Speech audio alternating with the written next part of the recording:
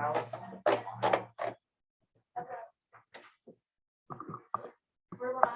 right. Good morning. Good morning. Oh, This is the third time I've said good morning this afternoon. I'm so sorry.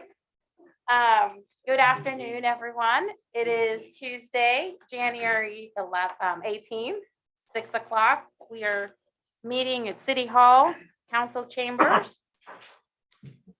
I'll go ahead and call this meeting to order and acknowledge that the press and the public have been duly notified of the meeting in accordance with the Freedom of Information Act.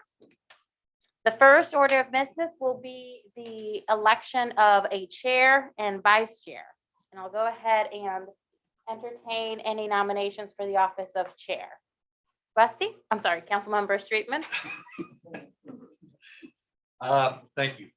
I would like to place Mayor Philip Pound's name in nomination to serve as the Ways and Means Chairman. Second. Third. Any other nominations? There being none, all those in favor of Mayor Pounds as Chair of Ways and Means, please signify by saying aye. Aye. All opposed? Unanimously.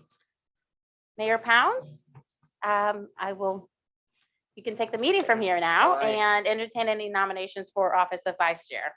Thank you. And thank you all for that vote. Can we do a roll call real quick just to verify quorum? Nicole, do you mind? Councilmember Anderson. Here. Councilmember Bogosian. Here. Councilmember Hahn. Here. Councilmember Myers. Councilmember Popson. Here. Councilmember Streetman. Here. Councilmember Ward. Here. Mayor Pounds. Here. You have a quorum. Thank you. Our first item will be vice chair. Are there nominations for vice chair of Ways and Means? Mr. Mayor, Yes, sir. I'd like to make a motion that Jimmy Ward be nominated for vice chair. I'll second that. Other nominations? I'd like to make a Trustee, sorry. nomination. Yeah. I'd like to place Councilmember John Bogosian's name in as vice chair. The nomination, we have a second. Second. Second. Thank you, Blair. Others?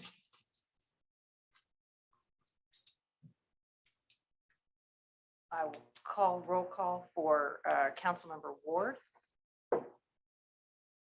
Let me see if I can do this the right way.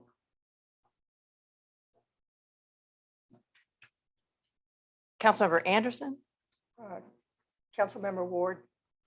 I'm asking, I'm going to do them Councilmember Ward and then I'm Oh, going to do Councilmember Bogosian. So are you voting in favor of Councilmember Ward? Yes or no? yes. Councilmember Bogosian. Aye. Councilmember Hahn. Nay. Councilmember Popson. Aye. Councilmember Streetman. Nay. Councilmember Ward. Aye. Councilmember Pounds. Nay. The motion passes 4-3. So then we don't need to vote. Yes, sir. That's correct. Congratulations. All right, All right. good to go. Nicole? You good? Yes, sir. First order of business is approval of previous meetings minutes from November 17th, 2021. Do I have a motion Motion to approve. and a second? Second. Thank you. Any changes, additions, edits? Nicole? Councilmember Anderson. Aye. Councilmember Bogosian. Aye. Councilmember Hahn. Aye. Councilmember Popson. Aye. Councilmember Streetman. Aye. Councilmember Ward. Aye. Mayor Pounds. Aye. All in favor? Thank you. Next item is citizens' comments. Desiree or Amy, any citizens' comments? We did not have anybody sign up. I don't think that we have any. Nope. We have humans, but not. Yes, we do. Next item, and this is in your packet, are financial statements through 12/31. So we'll ask Debbie Suggs if you'll go through that. And Amy, if you'll put those on the screen for us, that'd be great. Again, this is in your packet and from Desiree, for all the other meeting materials. So Debbie, thank you. We have the December 31st, 2021 results to review.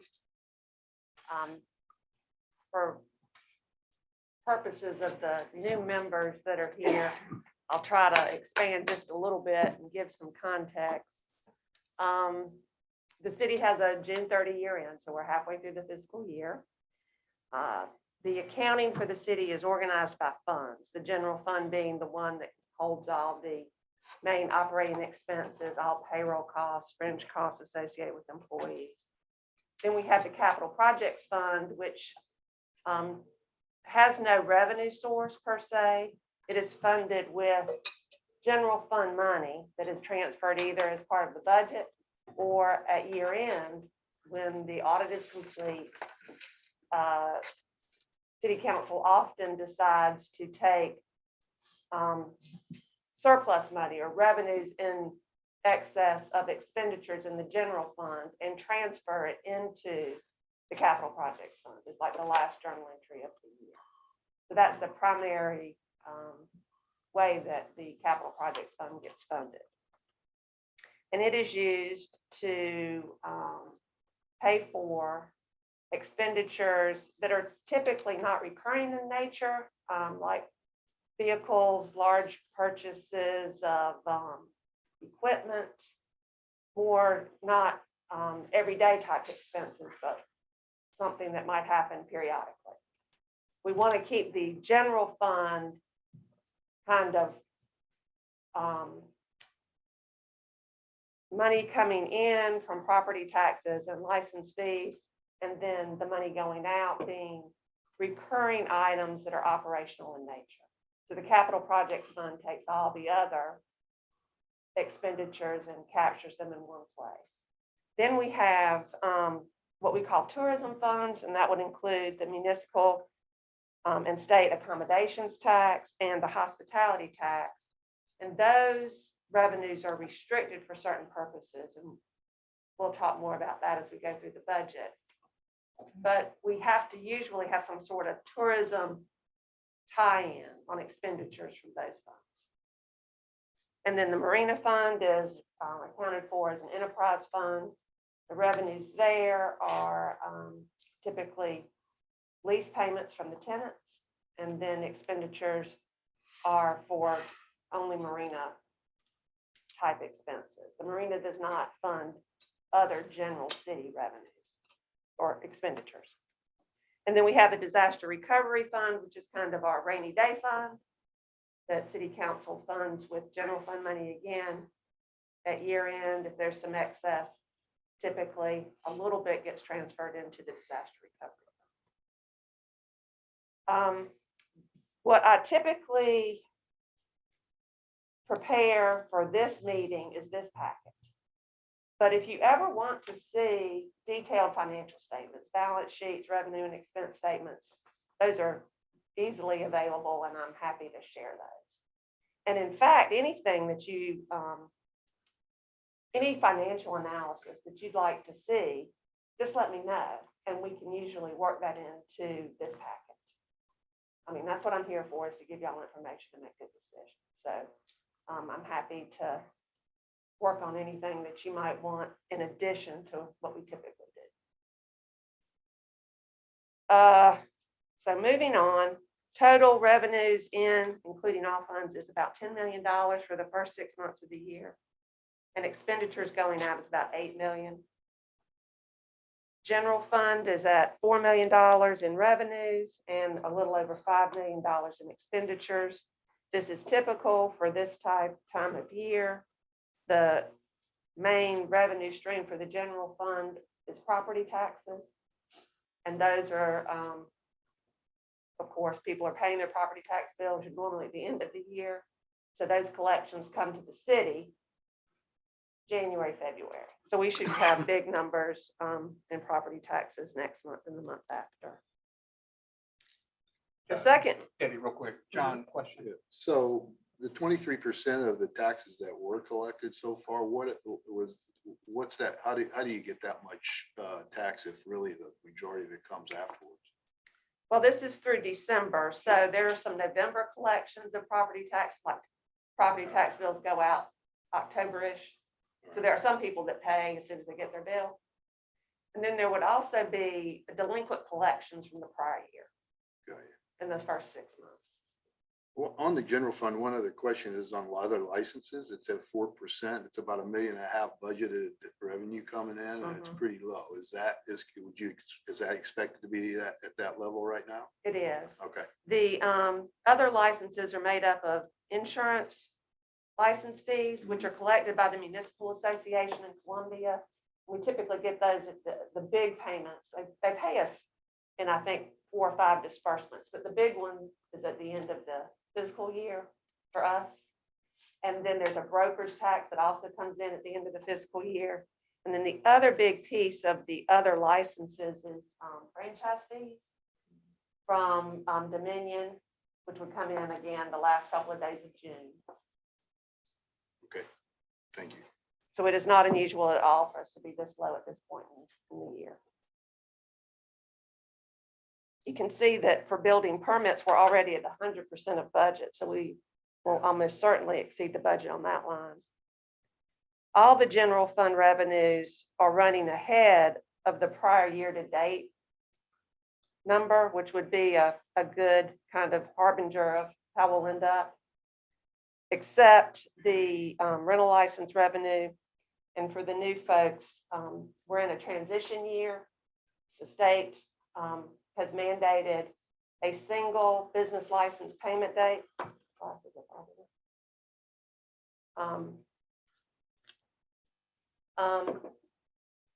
And again, we're in a transition year for business license. The city's business license, which covers everything other than rentals, was already in line with the state mandated time period, but we have to transition rental licenses this year. So we've had a 50% tax collection already. And then we will also renew those for another full year when business licenses renew in the first part of 2022. So we will catch up the rental license line item and probably exceed it. On the expenditure side of the general fund, we are running about 3% of the prior year, but are well within the budget. The only departments that are running a little ahead of the 50% target for December would be mayor and council, and that's because their annual salaries go out in November. So that's a little bit of a timing difference. And then the judicial department, and what's impacting that are legal fees. All legal fees of the city go through that one department, and they've been significant lately. Well, and we have a schedule on that later on. Any other questions on this first page? I've got one additional question here. You may have answered this already, but on the capital projects, we're way ahead of revenue. Is that going to correct itself then? Well, what that is $1 million of it is the ARP, American Rescue Plan money that the city received that was unbudgeted. Okay.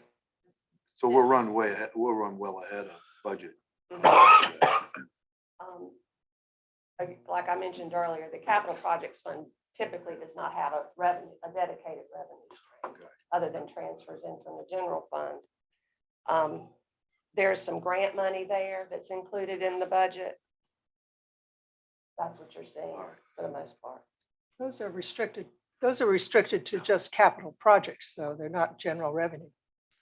Well, the American Rescue Plan money would be restricted for, there's a list of things. And then any grants that the city receives are typically targeted to a particular expenditure. And they're usually on a reimbursement basis. So no, they're not general. Do you break down revenue between revenue that's dedicated to capital projects and general operating revenue that can be used for general operating purposes? Well, most of what goes into the capital projects fund, absent grant money, is general fund money that is unrestricted.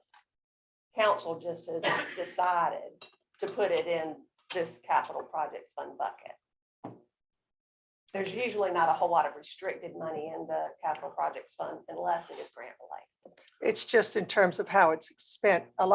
Quite often, it's not spent in one calendar year. It might be spread out over several calendar years. Correct. So it will give this bump that I think that John's talking about in 1 year of revenue that won't be carried through for the other years. I guess that's what I was looking for, is to make sure that we're not, operations are the I guess the dollar amounts that I look at to make sure that we're staying within budget. Exactly, and that's why we try to keep all operating costs out of the capital projects fund. It's only used for purchases of capital items, and we have a separate kind of 10-year plan budget for capital expenditures. And they're typically things that are over $5,000. So that either equipment or projects, building and maintenance projects that are in excess of $5,000. The capital projects fund expenditure budget also includes a pool of maintenance money by building. But that is money that is a provision. It's not necessarily spent every year.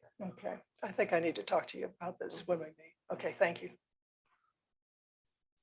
Okay, moving on to the next page, we'll talk about the cash position of the city.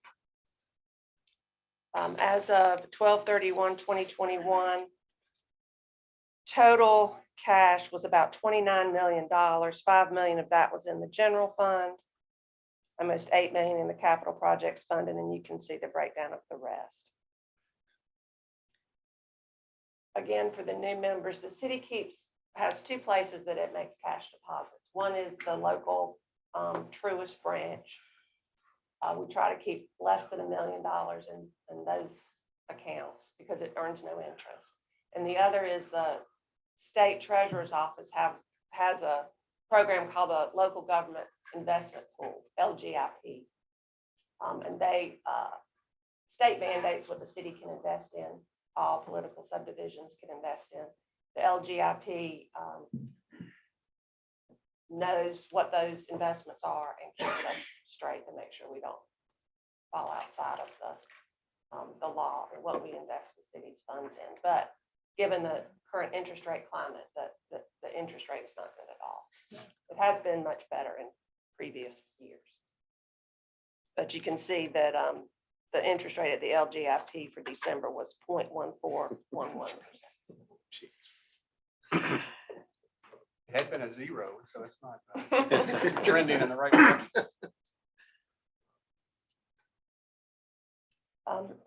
Also on this page is an analysis of fund balances. For most of the city's funds, fund balance is basically assets minus liabilities. It's fund balance. Day to day, the city operates on a cash basis, and that's prescribed by the Governmental Accounting Standards Board. It's technically a modified accrual basis of accounting that the city follows. Month to month, it's on the cash basis. We kind of accrue things at year end for financial statement purposes. Does the Marina Fund also operate on a cash basis or accrual? No, that is the one fund that the city has that operates on a full accrual basis of it. And is this reported on a cash basis or accrual basis? Well, for that's the- what note 1 tries to accomplish. The Marina, the comparable fund balance number in the Marina would include fixed assets offset by debt. And that kind of skews it if you're looking at it, trying apples to apples with the other funds. So for purposes of this presentation, we kind of use net assets Okay. so that we take the balance sheet Same basis. impact of the fixed assets and the bonds payable out of. In your note 4, you said there's $12 million is restricted for tourism-related expenditures. Can you define what that is? So remember, we have at least 3 revenue streams related to tourism. One is state accommodations tax, and it's the most restricted. And you have to tie in expenditures of state accommodations tax to activities that support tourism. given the nature of our community, we can, it's pretty easy to make the argument that our public safety and public works clearly support tourism. So that's why you would see us transferring in monies from those funds into the general fund to offset a certain number of positions in the police, fire, and then some certain expenses in public works, mainly fuel and temp labor. So any expenditures, as we go through the budget process, you'll see this, any expenditures that we make out of those funds, we're thinking, does this have a tourism tie-in? So that's generally the rule. The municipal accommodations tax is a 1% tax the city imposed. It's matched by the 1% beach preservation fee that the city imposed. So those revenue streams are equal.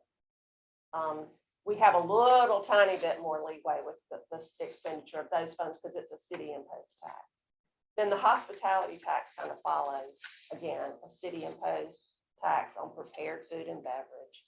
So there's, it's still got to have a tourism tie-in, but we have a little more flexibility on those monies than the state. Thank you. So I think I've covered everything in the notes. We'll move on. Because accommodations and tourism revenues are so important, we typically will review them on these documents that kind of give you a historical perspective, which is useful. And of course, we want to see positive trends. And if there are negative trends, we want to try to understand them. So you can see that in FY22, we've had very strong accommodations activity. The highlighted areas are approximately COVID times. So that you can see we had a definitely in the beginning a negative impact from the COVID related issues, but it kind of rebounded strong. Starting in the fall. Mhm. So, good point. There's one thing to keep in mind with the revenue streams related to tourism is these are collected, the municipal accommodations fee, the county accommodations fee that we get a piece of, and the beach preservation fee are all collected by Charleston County on the city's behalf. So the county has an accommodations fee. A taxpayer would have one kind of coupon. I think it's digitized now, but they would pay the county's 2%, the city's 2% on with the same payment. And then monthly, the county remits it to us, but there's a timing lag. So for instance, the revenue that is the county sends us for July is actually heads and beds in June. So if you're trying to, it's just useful to understand when you see trends throughout the year, what month people were actually spending the night here. And that's what that heads and beds column does.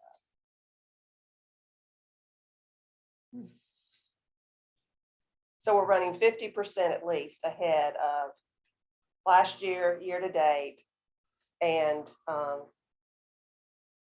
year to date FY20 and FY19. And again, this municipal accommodations fee is 1% of sales of accommodations.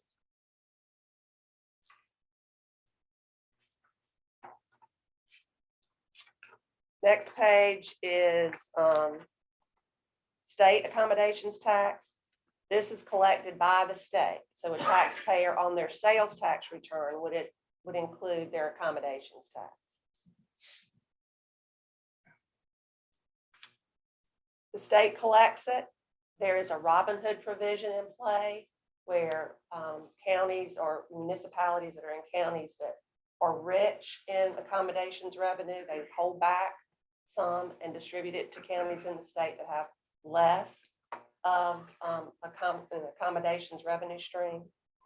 But typically, it's, it's 2% that the taxpayer would pay, and the city gets a large share of that on a quarterly basis.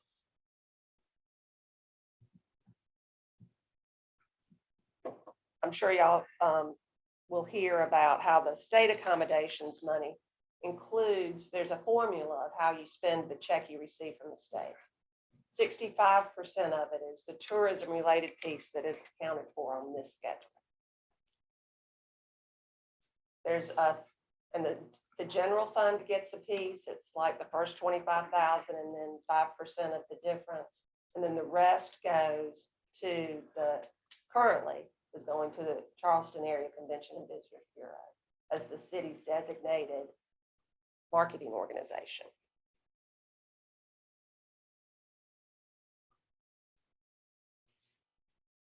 Also on this page is the county, what we call the Charleston County Accommodations Tax pass-through. This is county accommodations revenue that they pass through to us. There is no law that governs this arrangement. They do not have to give us this money. But, and during COVID, you can see They did. they held back. They didn't give us anything Um, year. We have since that time actually entered into a contract with the county. The contract allows them to not give us money anytime they decide they can't afford it, but it does kind of, the terms are that it's 20% of the 2% county accommodations tax collected on Isle of Palms rentals. So at least now we have a set amount. We know what to expect. And that we've received the first payment, and I think it's going to start coming quarterly, but we'll see. In the past, we've received it twice a year. Historically, it's been 20%. That's true. So the agreement doesn't change. It just sort of, yeah. It memorializes what we were getting from the county, but we're not getting more or less what we would historically receive. If they chose to pass a law. Correct. If they can afford it. But they could still have the option of withholding it. That's correct.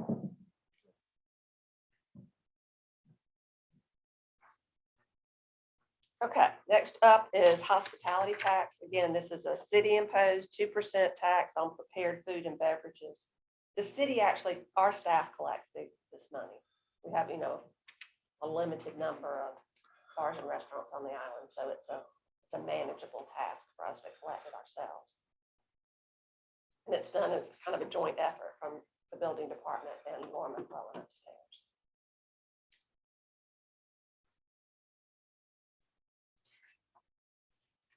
Looks like we bounced back rather nicely in the restaurants. Yes, they were actually the slowest revenue stream related to tourism to recover from COVID for obvious reasons. If I could go back real quick to the Charleston County A-tax pass-through. I don't know if I heard you correctly, but what I heard you say is that the county, just out of the goodness of their heart, decided to do this? Or was there an agreement negotiated? Did anybody approach them and say, we want some of the money? Or is this just, they just said, we got too much money, guys, we're just gonna give you some? I don't know that anybody negotiated with the county in the beginning. I think that it's a recognition of the fact that a lot of Charleston County residents come here. And we have facilities like the public restrooms that we provide for people who come over here, large numbers of which are from Charleston County. And I think in other municipalities, the county might directly fund some services. And so this kind of takes the place of that. But that is just. So but there was no negotiated anything. They have decided on their own that they owe us 20% of the 2% collected. Is that correct? Okay. All right, Okay. so if I can, to follow up on Councilman Hahn's question then, of the $508,000 we've gotten for FY '21, Mhm. that's 20%. of $2.5 million that they collect from Isle of Palms. So this was before, that 508 represents what they had budgeted. You see, it's the same amount as in FY19. Yeah, Again, this is FY20 and FY21 were impacted by COVID. The county was very conservative in their budgeting, as was the city during that period.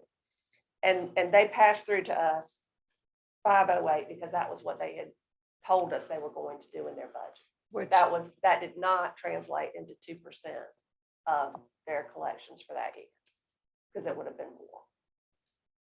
all right, so it was at least $2.5 million that they collected from Isle of Palms community.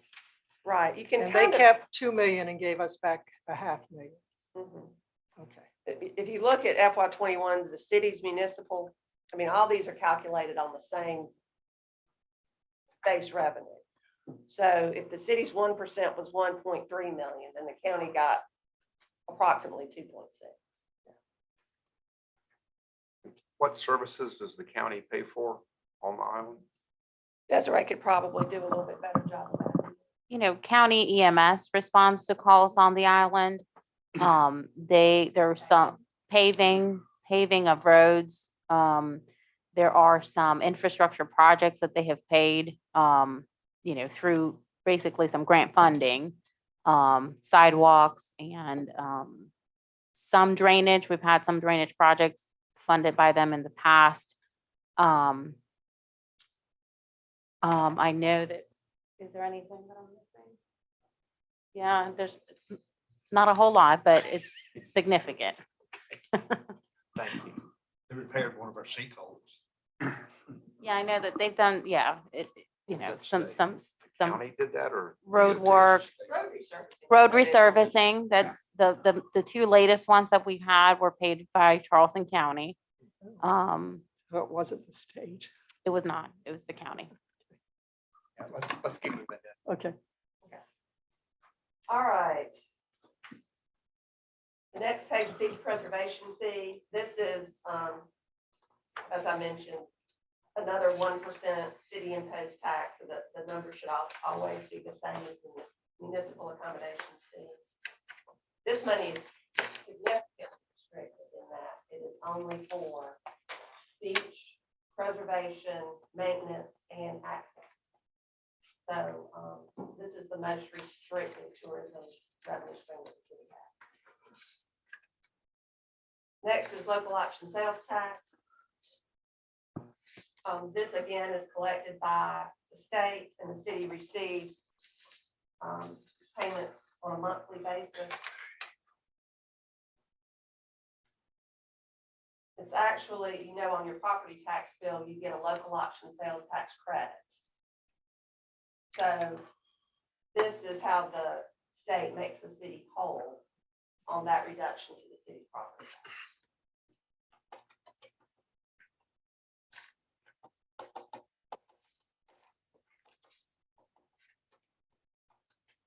Okay, moving on to project worksheets. Typically, we will prepare a project worksheet for any large, long-term project that the city enters into. Right now, we're working on two, the Marina Dock replacement. These schedules are organized that all the contracts and the change orders are at the top.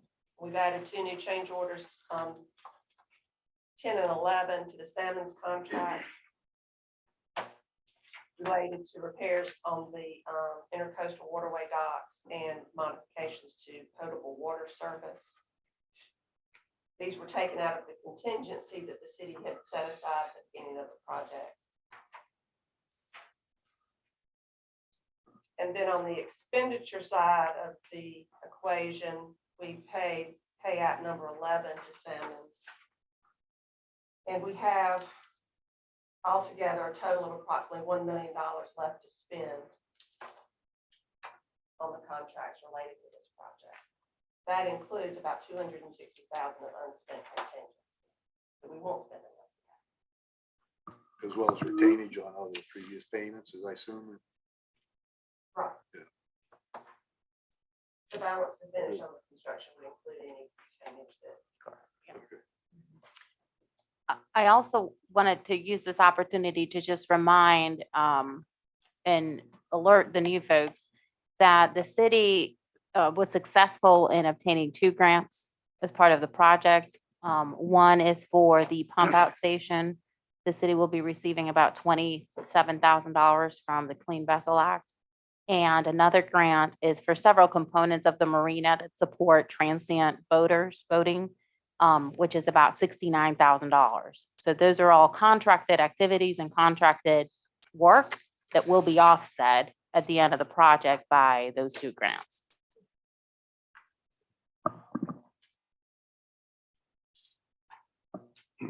And next up, drainage phase 3.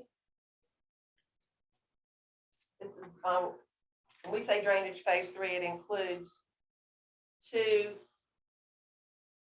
separate projects. One is what we always refer to as high impact internal drainage projects. There was about $500,000 there. It's included here. And then the outfalls, the 3 outfalls. And I think 2 of them have been contracted at this point. Correct, 30th and 36th. So Forest Trail is 36. So if you're looking at the expenditures, Gulfstream Construction was the contractor that worked on the internal drainage projects. Quality Enterprises is the contractor for the 2 outfalls. As of yet, we have not processed any invoices.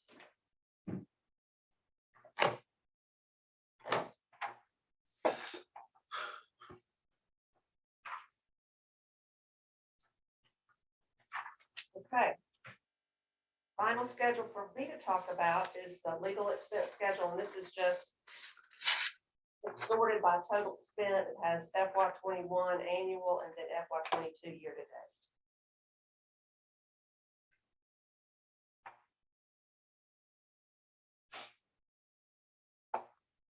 You can see that there are some one-time expenses in here that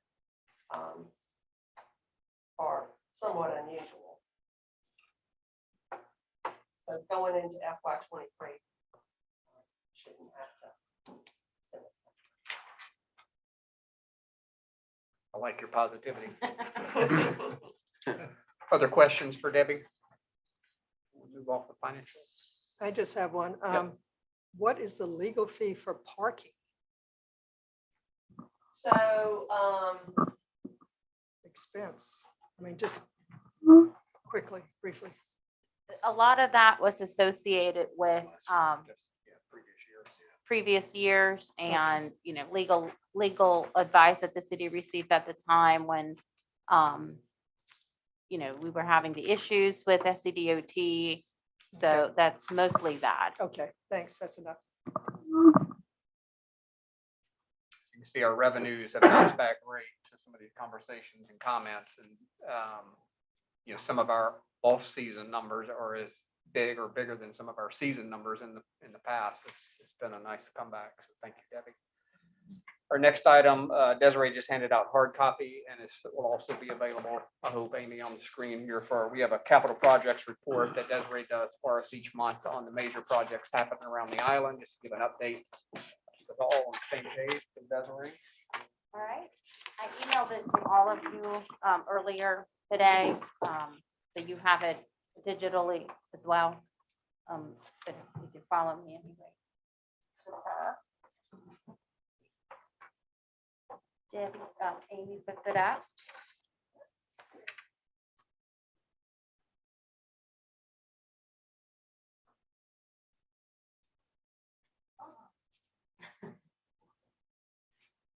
I'll just go ahead and move on, then we can put it online.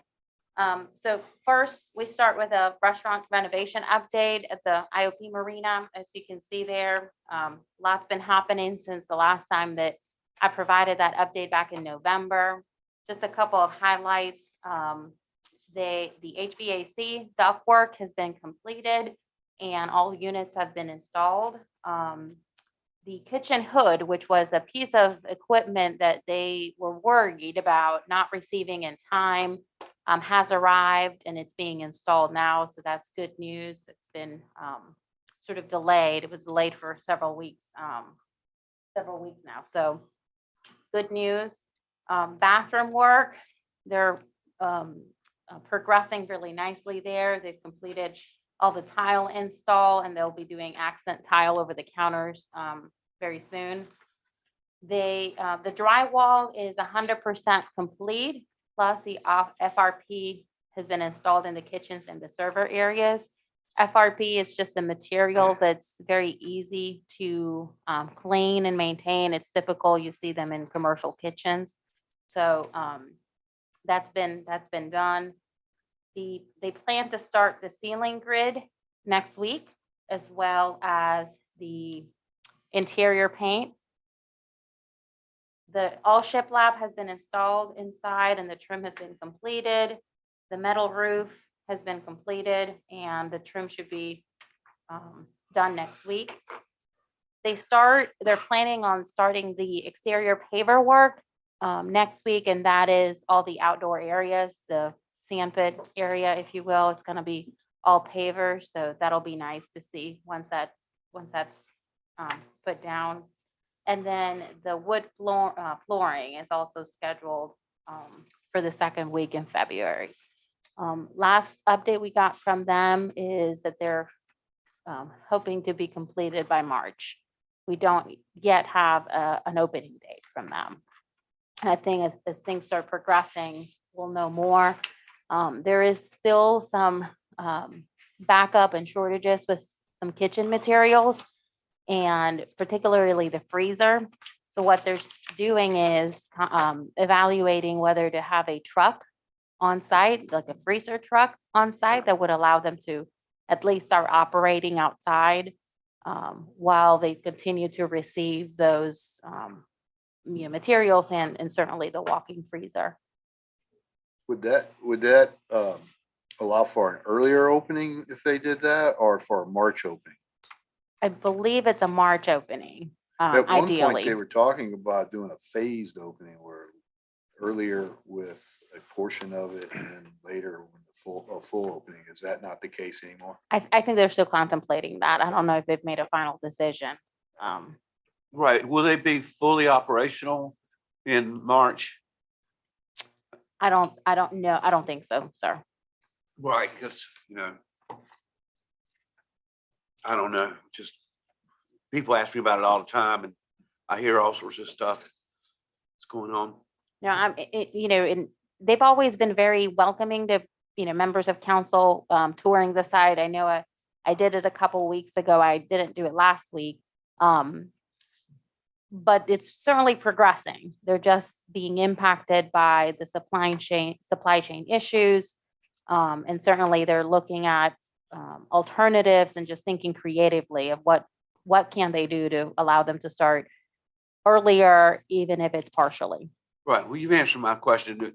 I've had several people ask me, are they going to be fully operational? And that's what they're asking. So I say, I don't know. Yeah, Douglas just updated me that they are considering starting operations through a food truck in February. And that request would have to come through you all because currently our code does not allow the operation of any food trucks. So that you can expect some type of formal request from them in February. yeah, that's what I was gonna add. There are some workarounds here. I mean, the walk-in cooler that's still on the West Coast or in the Pacific somewhere. They don't really know at this point, I don't think, but they can get a loaner reefer truck from US Food Service. It would help them with that part of it. But they do have to approach us in real property and council if they want to do something like a food truck to get a phased opening going out there.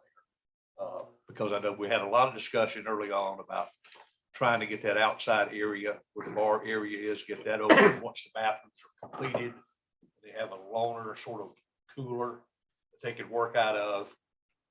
Then the possibility of, entertaining the notion of a food truck and coming to us for that approval could possibly happen.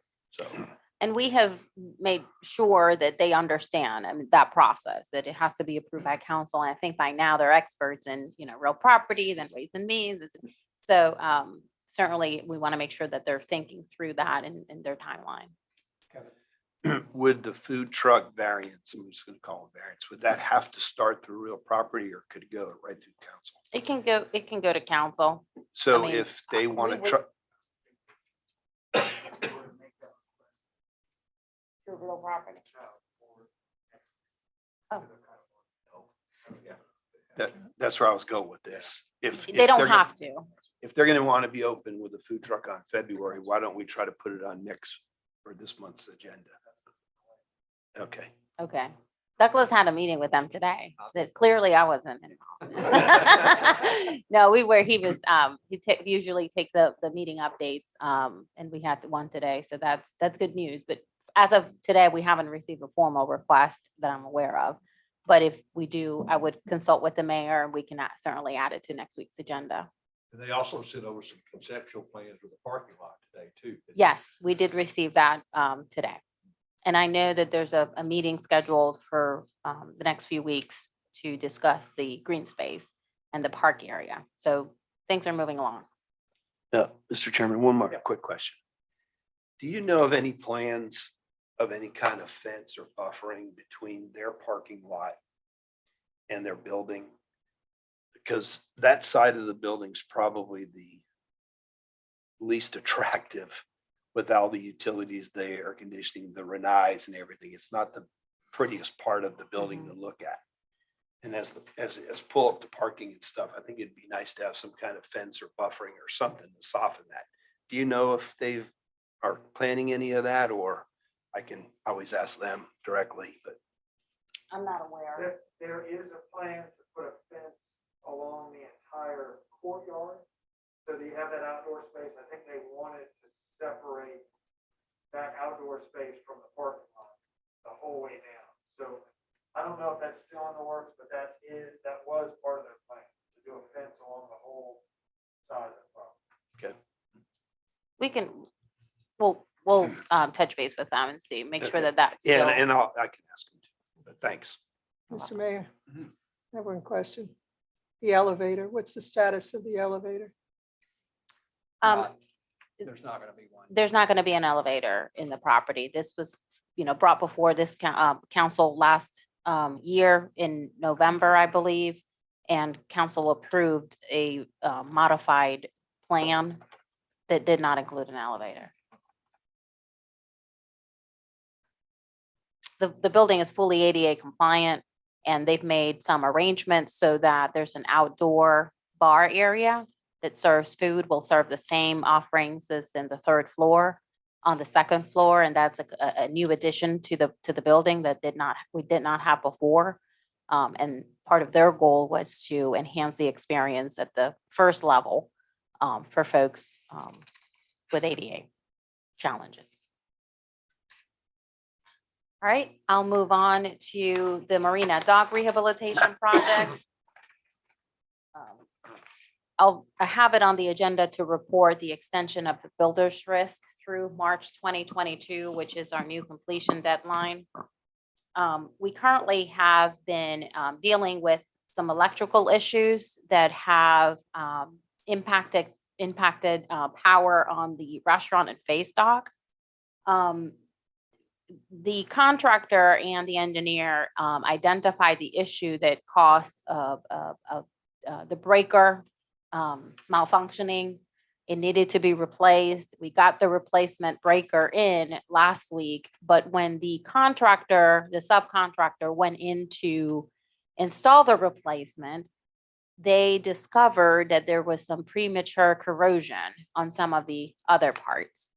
So those parts have been ordered. They'll be installed. I think there's only one part that's missing, and they expect it this week, and we'll be replacing those to get power up and running so that Brian can start using power in that location. However, I have significant concerns about the long-term reliability of that system. The electrical panel and the electrical system that the city purchased through the contract is supposed to last us 25 years in our current conditions. So it's certainly concerning that 8 months in, we're seeing corrosion inside the electrical panel. There's no obvious sign of moisture in that area. So it hasn't been obvious to identify what the root cause is. Certainly want to do that, and that's what they've been tasked to do. The contractor, they're all working well together to identify the root cause, and then we'll have to evaluate what the long-term solution is. The current system has a 1-year warranty. We're already 8 months in. So that's not acceptable to us. So we'll be, we clearly, we want to get it up and running with a replacement of the parts that we know need to be replaced. But long-term, we might be looking at requesting Transworld to replace the whole panel, if that's what it takes. We certainly don't want to hand over to Brian a maintenance issue that it's going to be on his, his issue to manage. And if we're buying something that should be lasting us for 25 years, then that's what we want. There are 3 other electrical panels. This issue seems to be focused on just this one. We haven't seen the same issues on the other 2. So we think it may be an isolated issue. So I just want to alert you all that that's part of the reason why the restaurant and the Face Dock don't have any power. We think we should be able to get that powered up by this week. But once we do, we'll still, I guess I'm not certainly satisfied with just replacing it. We want to make sure what the issue is. Mr. Chairman, is that panel that's got the corrosion, is it exposed to the weather more than the others, or? No, this is the panel that was installed behind the sound stage on the restaurant side. So, again, that's one of the things that they're going to monitor is there water falling directly in, on it. We don't have an indication yet on what the issue might be causing. I've had a similar problem, just real quick. It sounds like it's the insulation around one of the wires is cracked, and that's leaching the salt air into the wires itself. It's presenting itself in the box. Anyway, that's what happened for me. I would look at that and not just the Yeah. box. Okay. Replacing the box probably. Well, that's helpful for sure, but there's people smarter than me certainly looking at this, but I'll make sure I'll convey that to make sure they look at everything. So the marina manager brought up to us that he had some concerns with the metal plate that's at the end of each gangway. I guess somebody had slipped, and they're fine, but we certainly want to mitigate and avoid that from happening again. So we've been looking at what options are available to address that. The contractor, we had a meeting today. We have a couple ideas that they're going to look, go back and look, but that's an issue that certainly it's a priority for us to make sure that, people don't get hurt walking down that gangway. The fuel hut, as you can see, is progressing nicely. The roof, windows, and doors are expected to be installed by the end of this week. Tomorrow, they'll be working on windows and doors, and then Thursday, they'll be working on the roof. The electrical rough-ins have been completed, and the completion of the fuel hut is expected by the end of this month. After the fuel hut is completed, we'll be able to give the go-ahead to the other subcontractor that's going to be installing the fuel dispensers and the fuel system. And there's about 2 to 3 weeks for that work to be complete. They've been in very close coordination with that subcontractor, and he's just desperate to get in and out. So we're hopeful that work will go along without any major hitch, and should be completed at the latest by the end of February.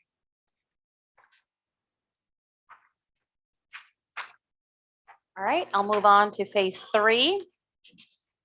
As Debbie mentioned earlier, we've sort of divided this project actually into 3 phases.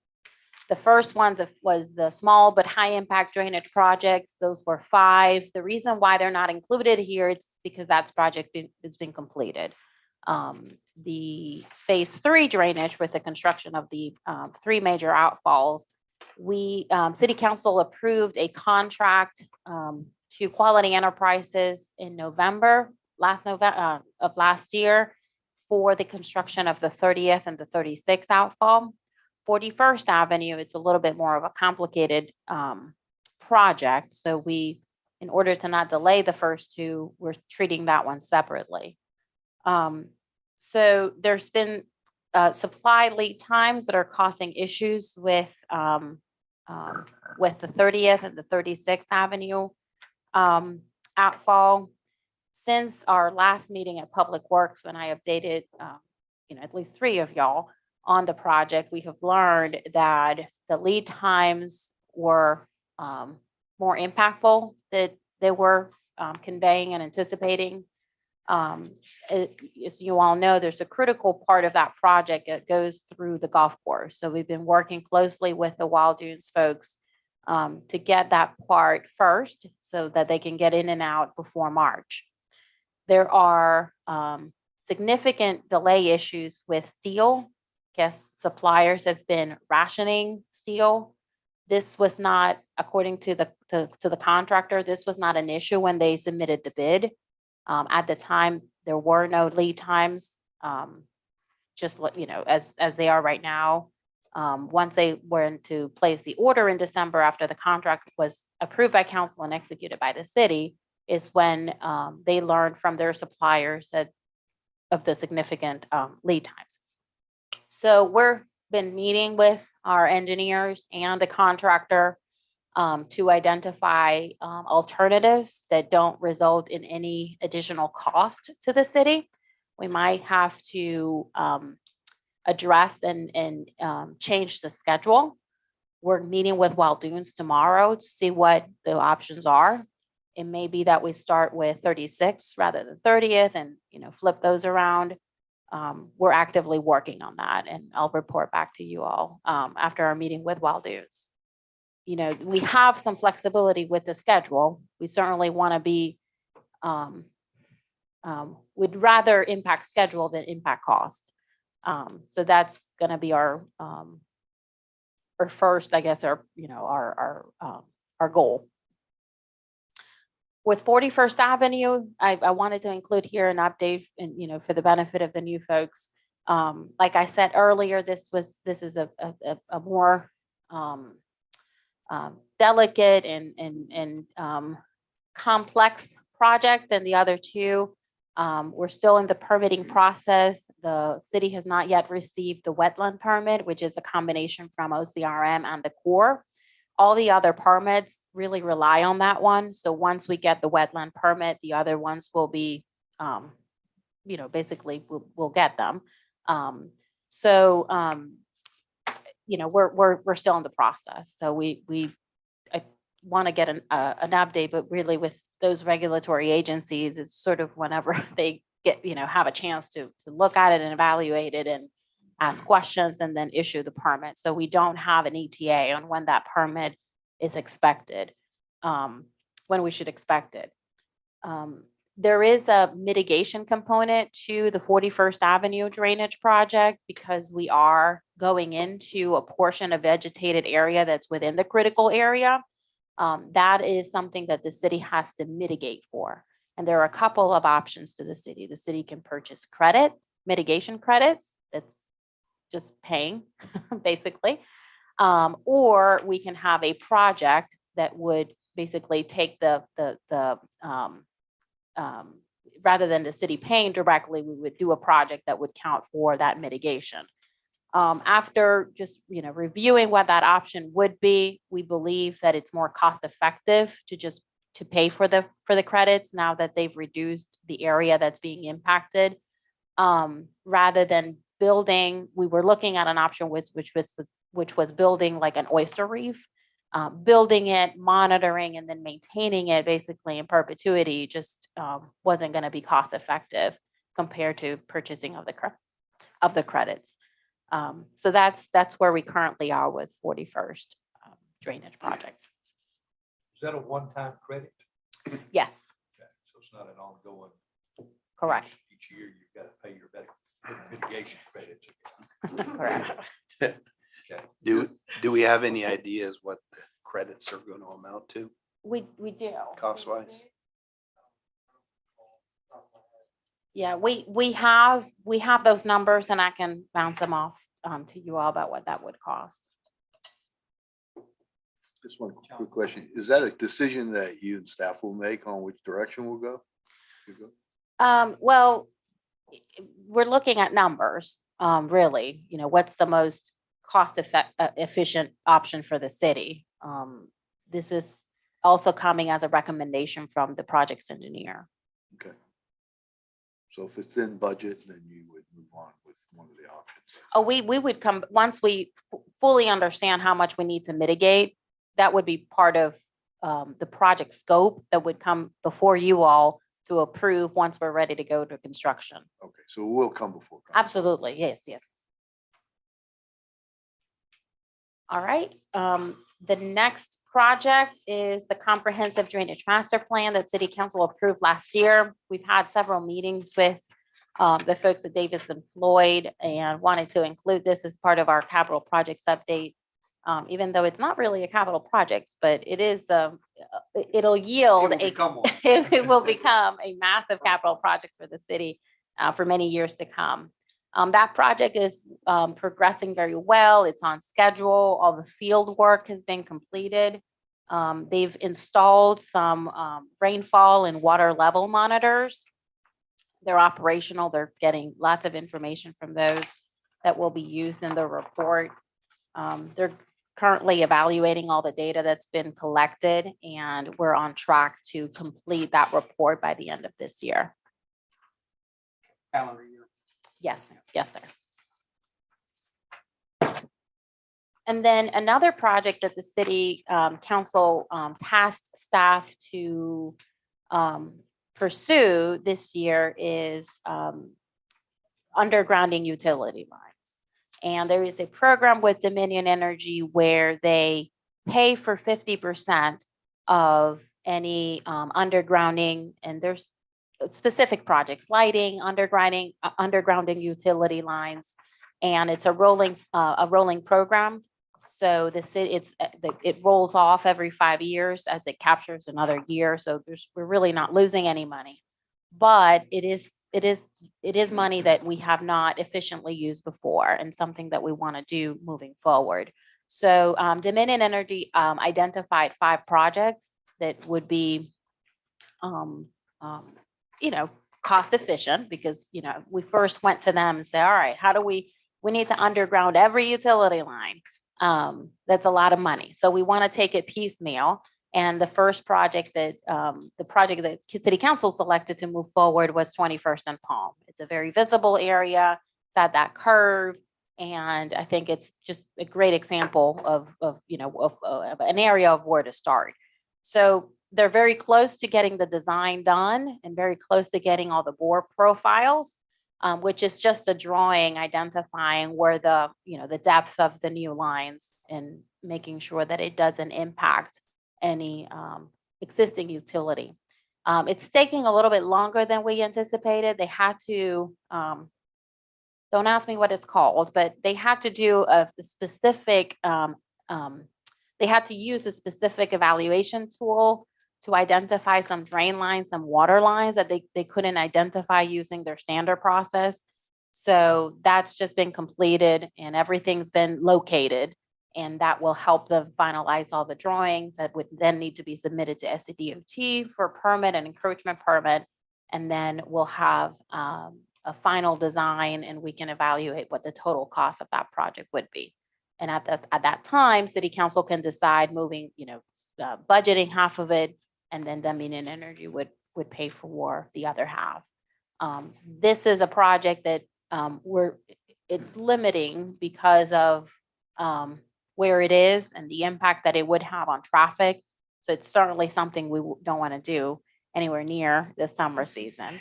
So even though the design and the drawings might be ready within a month, we would not, we would have to understand what the construction timing would be and then make a decision at what point to pursue with the construction.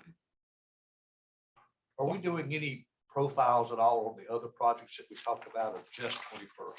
We're just doing 21st now. The second one that the city identified was the marina. And that project would not only include the undergrounding of utility lines from Waterway to the end of 41st Avenue and along the property line between the marina and Dewey's. That project would be larger because Dominion Energy suggests that we also consider removing that transformer that's in the middle of the boat ramp, kind of on its own island, moving that towards, the entrance to the marina. And also we would have to replace all the lighting along the marina property, the marina parking lot. So that's one's a little bit more inclusive, and we'll start working on that this next fiscal year.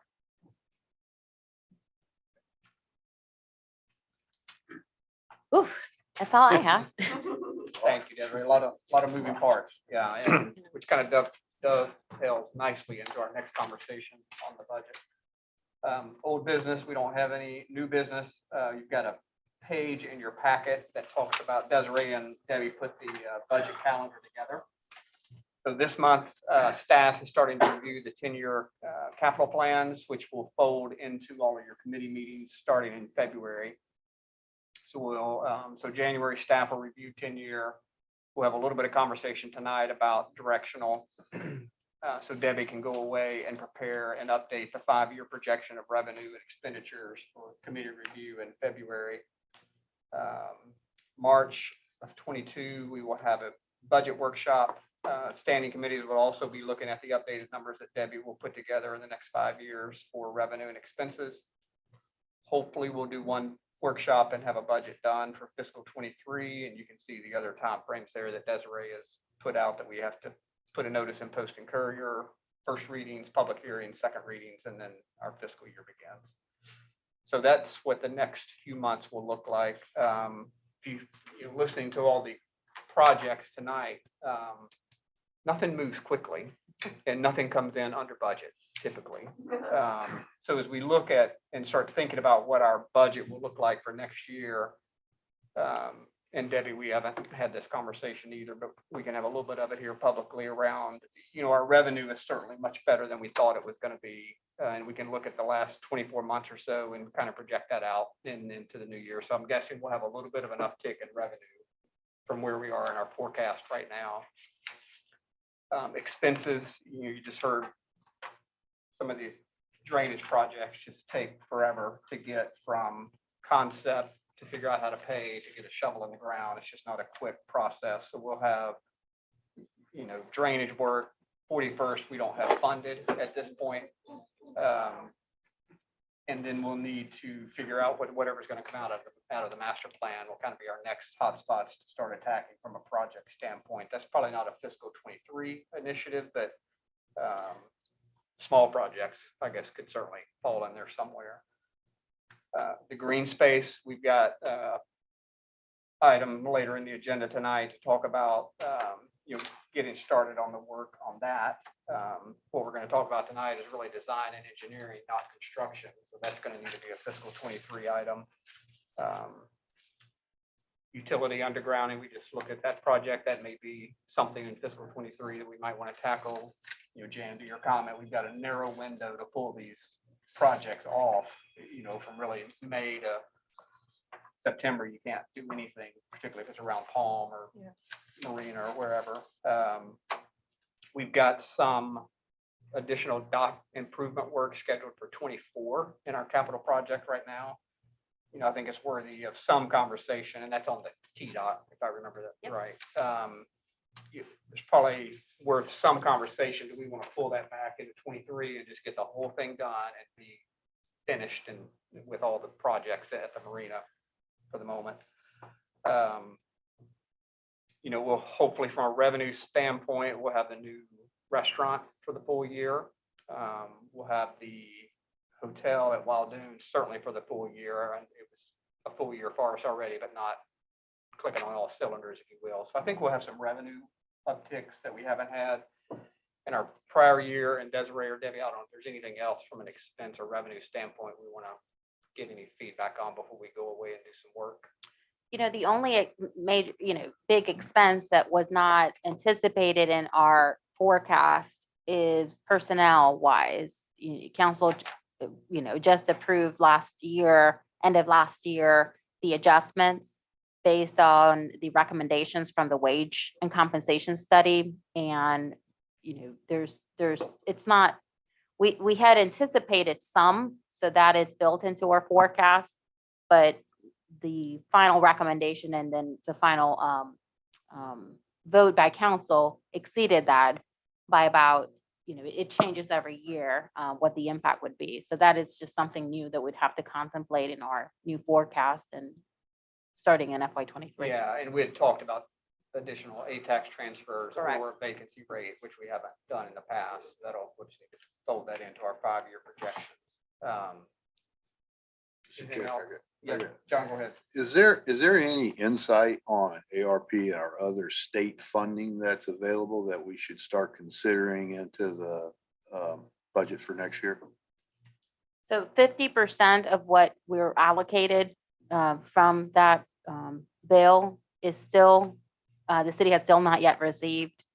We did inquire through the municipal association.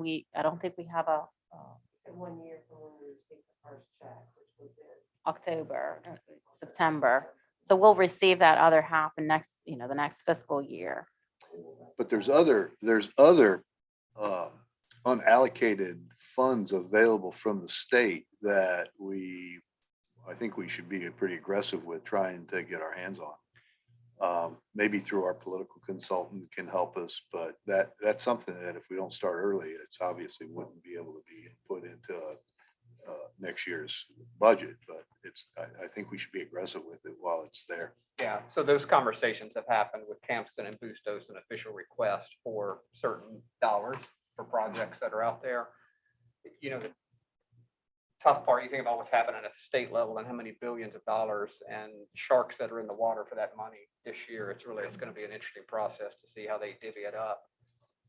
I don't know that I want to walk into a budget exercise counting on any of that money personally. We can certainly have the request in and can certainly go after it hard. And we've had the conversation with our lobbyist firm as well to help us maneuver the waters.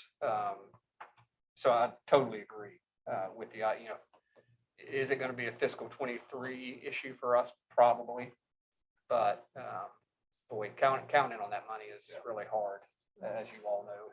But the requests are in, John, to your specific Yeah, question. You made the request already, right? Yes. Yeah, we've made specific requests for drainage, and we've also had a meeting with our lobbyists, and we identified other capital projects that the city has, will be pursuing soon and giving them some details on that. And, they're certainly, talking to the right people and putting our requests in the right ears so that we can hopefully get a chunk of that, all that money that's flowing around from the state and federal level. And it would all be for capital projects. So one way we could deal with it is just budget it in years out and move it forward if it comes in. Right. Is what I'm thinking of. We were supposed to hear last year, any day now. So hopefully by the end of the year, we could find out something. And as long as we have shovel-ready projects, even if they're, That's the hard part. 24, 25. But we do have some that we're already planning to do, correct? Capital projects? Yeah, that you've applied for. Yes.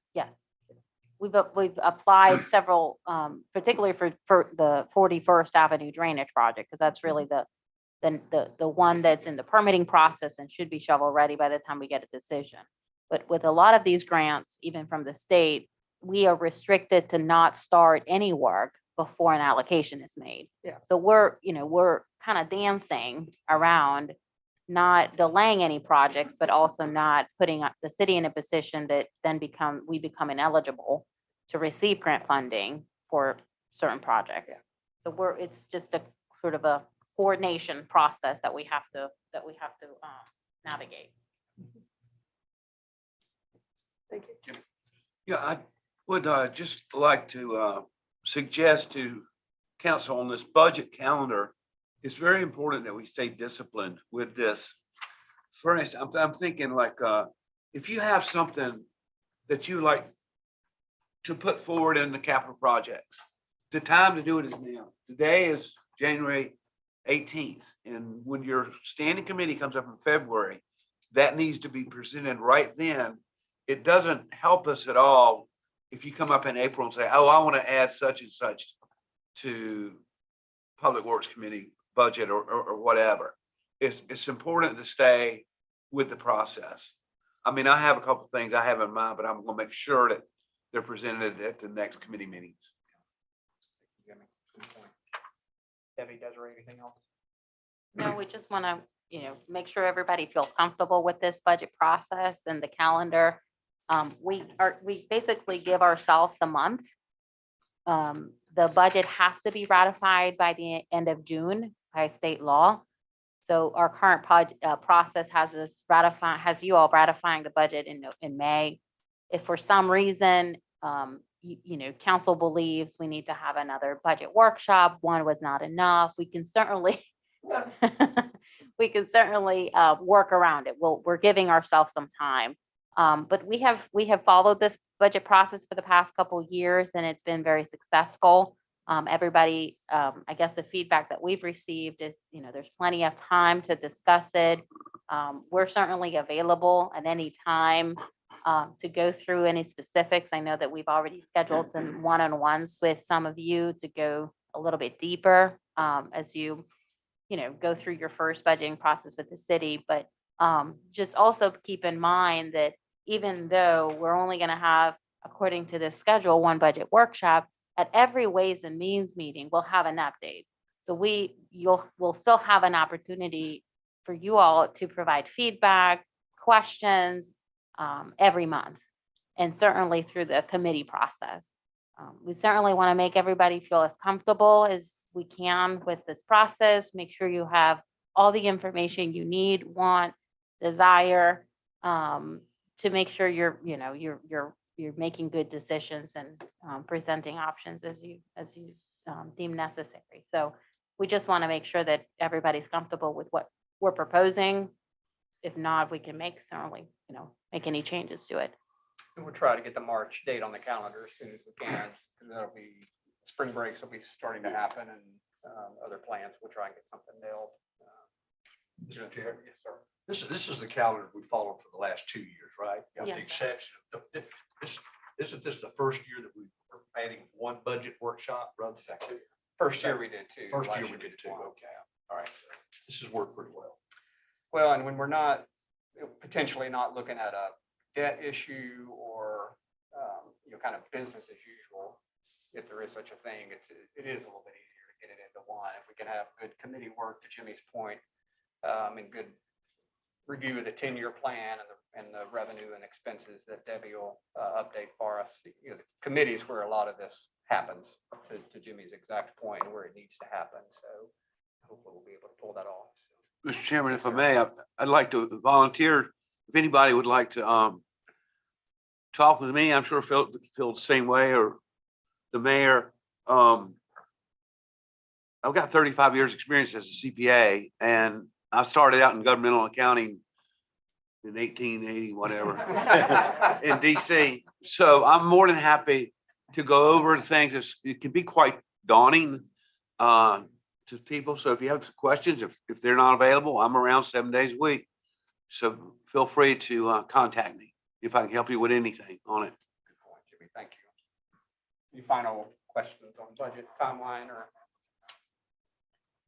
Our next items on the agenda, the next three are just reports, since they're under the dollar threshold that Desiree can approve. Report, item B is report of emergency purchase of replacement of a John Deere tractor for the Recreation Department in the amount of $24,545. You can see where that was budgeted. We're delaying two other equipment purchases to make this purchase that we thought was going to limp us along for another year, but just didn't happen. Desiree or? No, the only thing that I would add, it was not contemplated in the budget. However, we are deferring budgeted items to make up for that amount. So the FY23 budget will include these two items that have been deferred. It was an emergency purchase that was approved, and the packet includes a memo explaining what happened. The tractor was purchased using state contract pricing. So our procurement code includes an exception for state contract that we don't have to go out for competitive bidding because they've basically done it for us. So just confirming that this was state contract. And to no one's surprise, I'm thinking there was a backlog on the order and getting it here. I believe we already have it. We have it? Yes, Great. it's been delivered. Thank you. Item C is report of an extension of builder's risk through the end of March 22 for the Marina Dock project in the amount of $19,793. Returning council members will remember we purchased this through the end of December. This is just extending it through the end of the new expected end of the project. Desiree, anything? The only thing I would add is we reached out to the current provider of dock insurance for the sections that have been completed, just for general liability, general property insurance for those. Trying to get, whether they would provide a better quote. And he said, just run with that. You're not going to get a better price with how the market is. So we did, do our due diligence to confirm that this was a reasonable quote from our current provider with our other provider. Any questions, comments? Item D, report of purchase of 18 sets of anti-exposure suits for water rescues for fire department in the amount of $24,929.24, and you can see where that was budgeted for. Desiree, anything to add there? You've got information on it in your packet. Yes, you have the budget request form and the several bids that were evaluated and the bid that was selected. According to the procurement code, if an item is under $25,000 and it's budgeted, then I have the ability to approve and just report to council, which is what we're doing. It's under 25,000 and well within, the budget request that was approved by council in the FY22 budget. So they have ordered it and we're expecting it to arrive soon. This is the landfall proposal that was accepted. Yes, sir. I think I included all of them You did. and then an updated quote from landfall that we received recently. Yes, sir. Other questions? Item E, this is also in your packet, discussion and consideration of proposal from ATM for the design and engineering of permitted improvements, including ADA gangway, of new public dock and T-dock along the intercoastal waterway. You can see where that number is budgeted. So if we can have a motion and a second to get us to some conversation and discussion on this topic. I make a motion to discuss the topic. Second. Thank you. So you've got the very last page of your packet gives the fee breakdown for ATM. Kind of to our earlier conversation about budget and timing, all we're proposing at this point are the first 4 line items. So task 1, task 2.1, 2.2, and 3.1, which is roughly $57,000, rough numbers. The other bid that they have there is all around construction oversight, which will be a fiscal 23 issue by the time we get all of this done. So Desiree, anything to add there? So a couple of things. As you all know, the dock rehab project that we have going on just includes the replacement of the docks along the Morgan Creek. In the conceptual design that council approved, believe it or not, in 2019, included some changes to the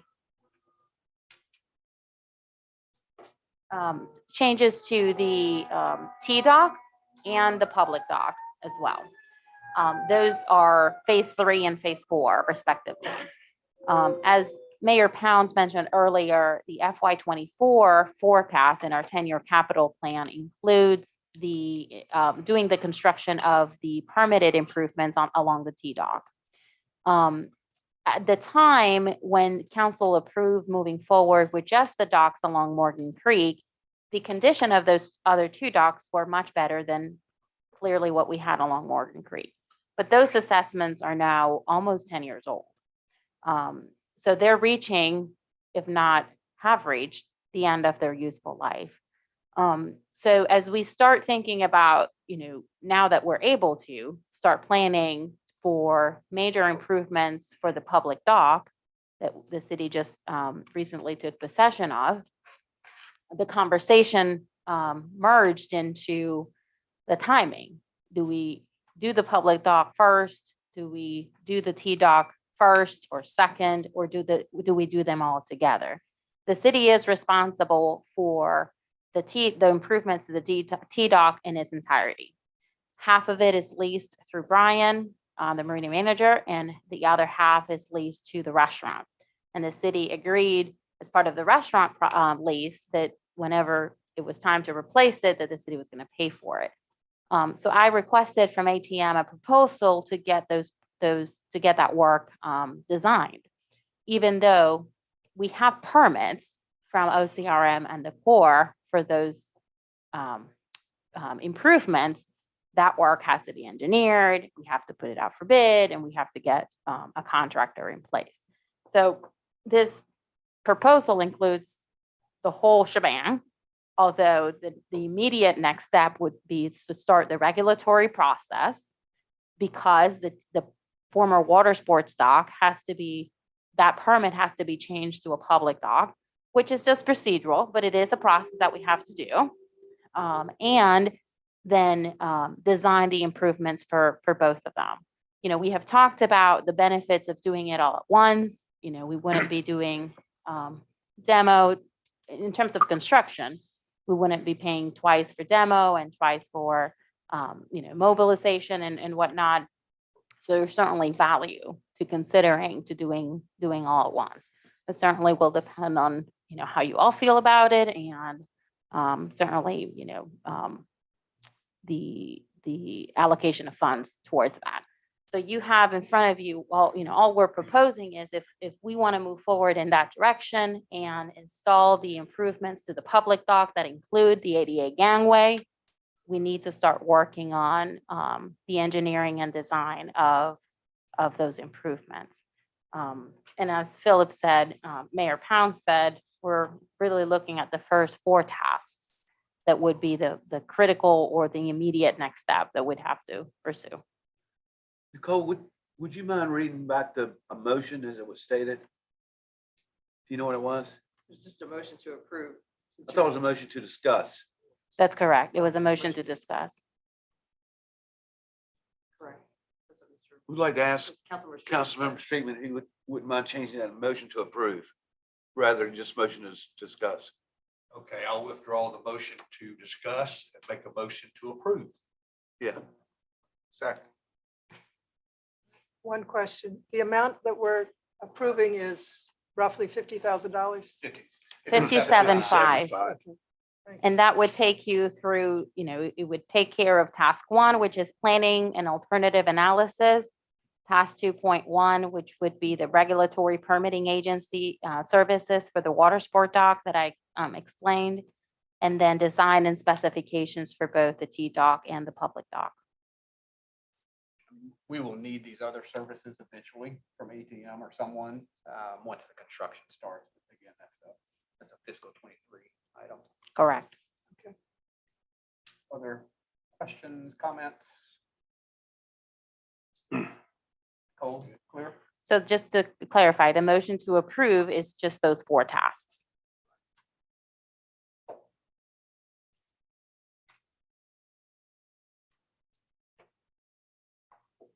Councilmember Anderson, Aye. Councilmember Bogosian, Aye. Councilmember Han, Aye. Councilmember Popson, Aye. Councilmember Streetman, Aye. Councilmember Ward, Aye. Mayor Pounds. Aye. All in favor? Thank you. Next item F is discussion and consideration of purchasing additional protective clothing for firefighters to be offset in part by sale of surplus property. We can Motion have- to approve? Thank you. Second, Second. thank you. Desiree, you want me to take it? You want to give it a shot? I can give it a shot.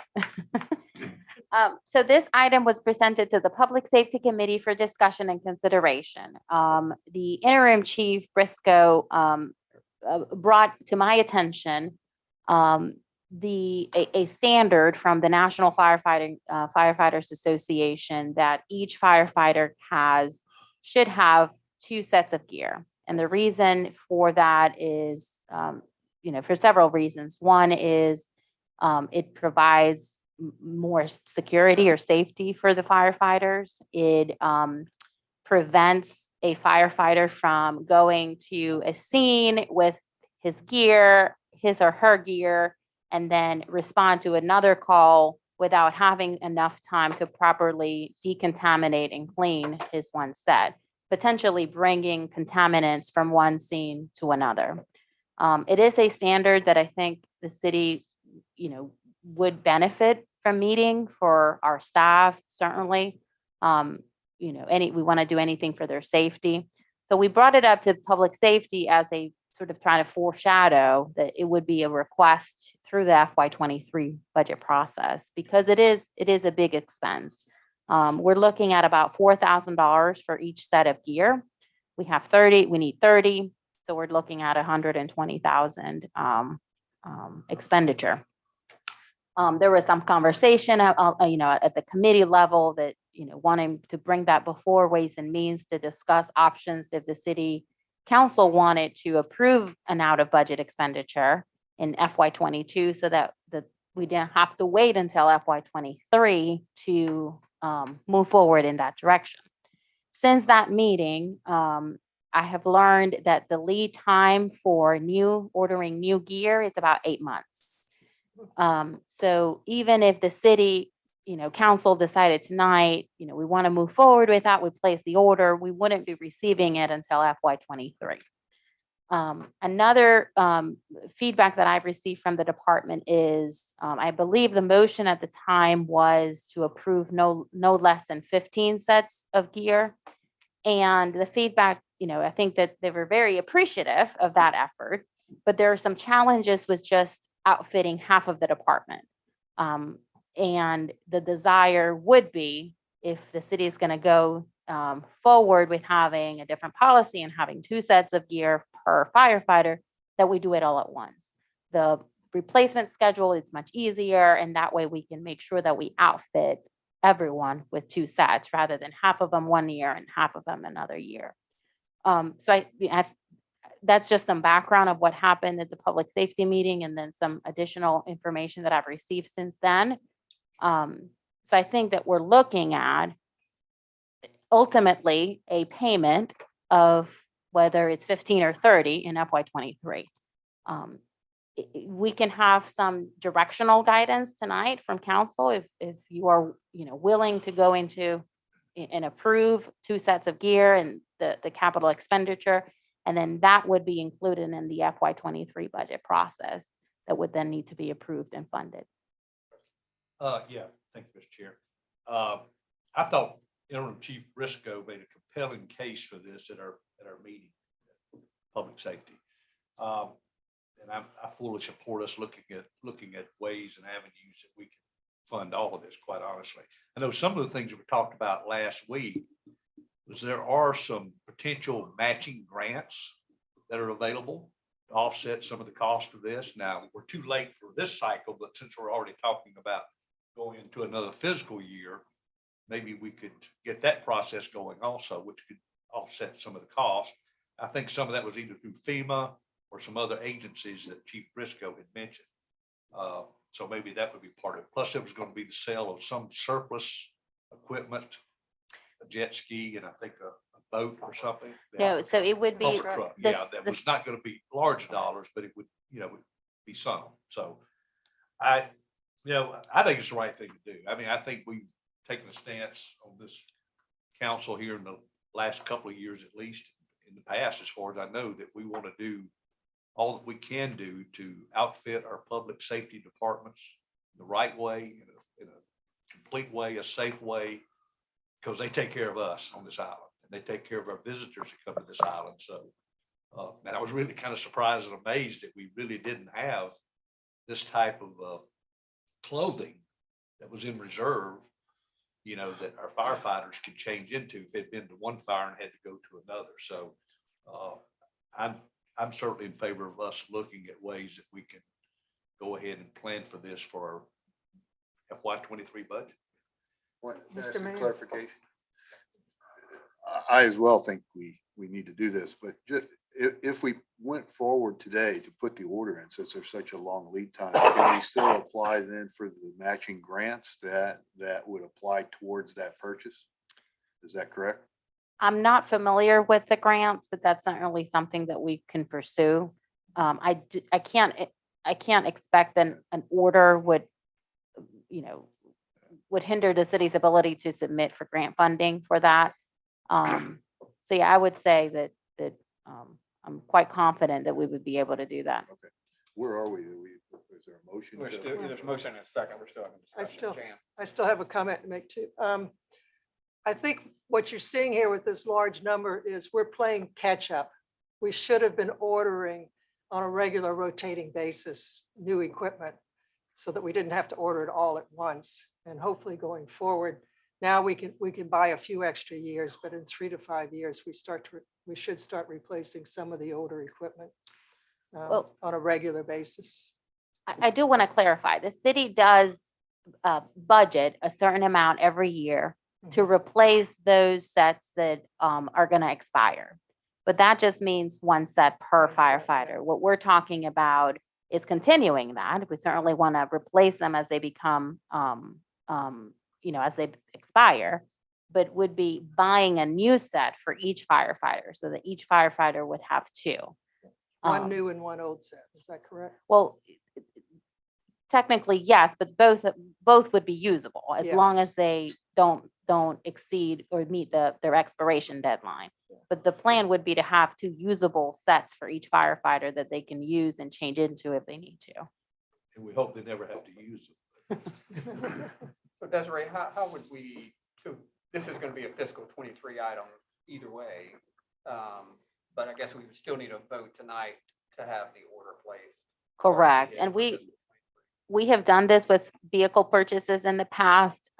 So you all can vote, to approve the order. Know this is first thing up when we put our '23 budget together. This is there. Correct.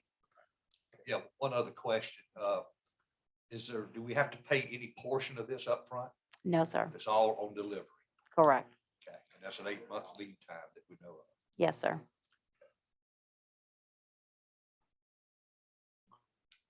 And do we need to clarify the motion around, are we doing half or full Correct. staff, right?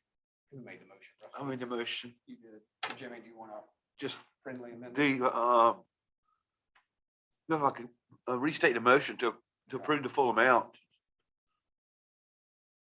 I If I could get a second, second for that. I second. So for full staffing.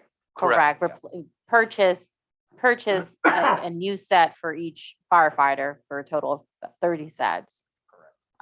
$120,000 approximately. It's first item on the '23 budget. Bills to be paid. Pretty much. That's the motion you would like to amend. And we've got a second. Yes, sir. Nicole, are you clear? You good? Yes, sir. Okay. Councilmember Anderson, Aye. Councilmember Bogosian, Aye. Councilmember Han, Aye. Councilmember Popson, Aye. Councilmember Streetman, Aye. Councilmember Ward, Aye. Mayor Pounds, Aye. all in favor? Thank you. Good conversation. Our last item is G, discussion and consideration of AV improvements for council chambers. Again, you can see the budgeted item there for 65,000. If we can have a motion and a second to get to some conversation on this topic. So move. Second. Thank you. So I'll take a stab. You rest for a I know, second. I need to get some water. So this, so we did an RFP on this item 3 months ago, give or October. take, October. Did not have any responses to it. So I'm hopeful this, I think you would all agree, we need a upgrade. We've done a nice aesthetic upgrade to council chambers, and now it's time to do a AV upgrade to council chambers. So we've got a budget number of 65,000 in fiscal '22. And given our approach already with the RFP, my suggestion would be we go find a company and we make this happen without a bid personally. And there are ways and exceptions in the procurement code to make that happen.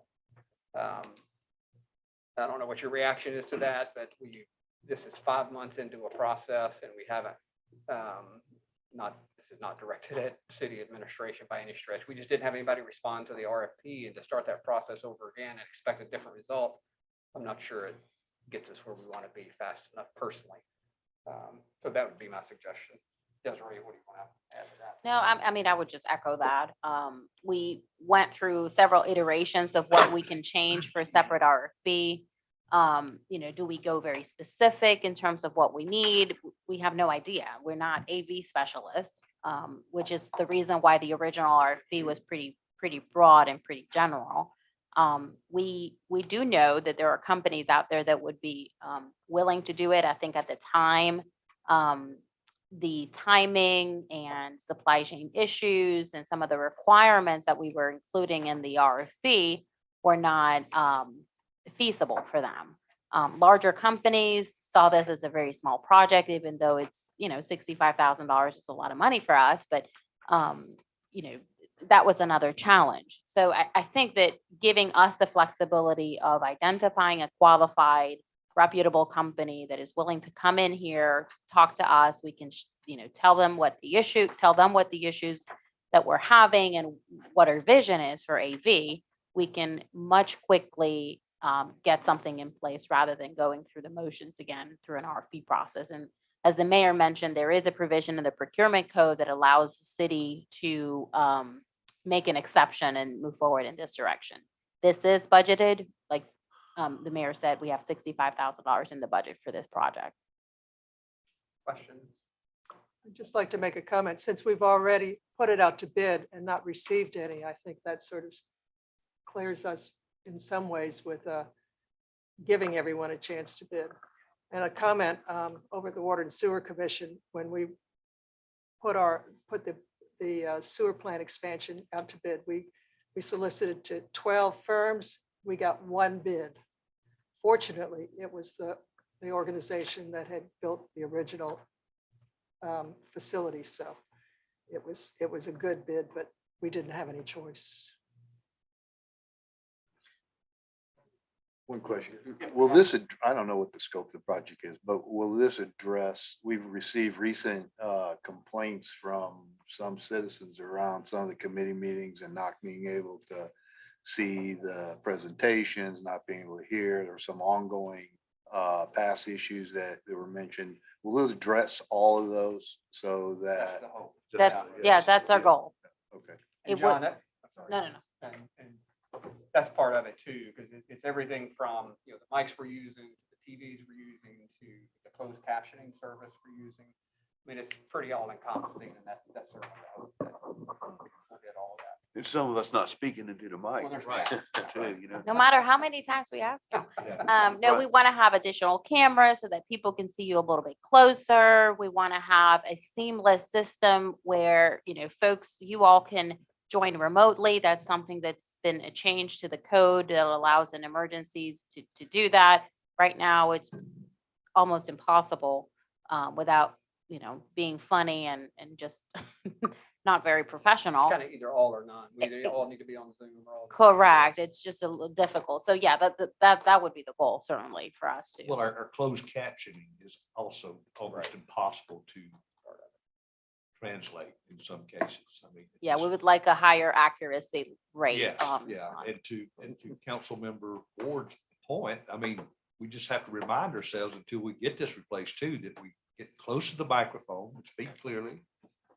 And that helps a lot right there. Yes, sir. And we've had a couple of conversations with Wild Dunes Resort and who they use for their AV needs. So I think we've got a couple of good opportunities out there to have some conversations with.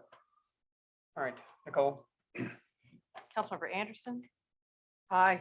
Councilmember Goshen, Aye. Councilmember Han, Aye. Councilmember Popson, Aye. Councilmember Streetman, Aye. Councilmember Ward, Aye. Mayor Pounds. Aye. All in favor? Thank you.